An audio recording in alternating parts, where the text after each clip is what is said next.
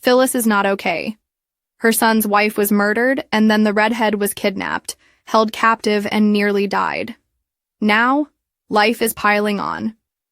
Young and Restless is steering Red toward a mammoth meltdown that will have repercussions for not one but two couples in Genoa City. Phyllis was devastated when Daniel's longtime love, Heather, was murdered in their apartment. But what really dialed up Phyllis's stress was her son being framed for the homicide. If that wasn't bad enough, she suspected her longtime nemesis was responsible for all of it. And she wasn't wrong. Although it turned out Sharon was being drugged and didn't kill Heather, she did dump her body in the river and frame Daniel. Despite the extenuating circumstances, Phyllis's hostility toward Sharon remained.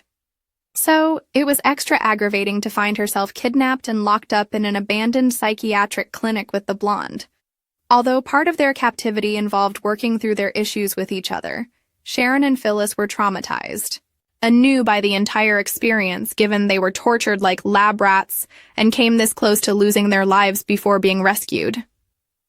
While Sharon might have been the most likely candidate to come out of it all with major mental strain, instead it's been Phyllis who has visibly struggled, in what appears to be the lastest in an increasingly long line of mental health-themed plots. Phyllis appears to be grappling with a bad case of PTSD, given that she's triggered by any interaction that makes her feel like the aforementioned lab rat. And things are only going to get worse. When Phyllis proved herself incapable of focusing on work because of her obsession with helping Daniel, Billy cut her from his hypothetical company, Abbott Communications. Then Daniel pushed her away and asked for space. This left her alone and fending off a panic attack in the park. What Phyllis doesn't know is that life is about to deal her yet another blow when her daughter Summer decides to leave Genoa City.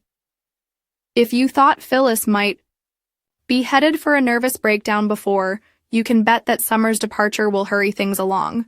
What will the fallout be? Well, it's not looking good on two fronts. Nick and Sharon will soon return from their trip to London to visit Noah, and whether they've reunited off-screen remains to be seen.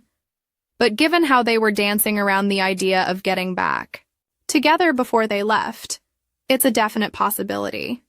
However, if they arrive home to Phyllis having a breakdown, it's going to throw a monkey wrench into the works.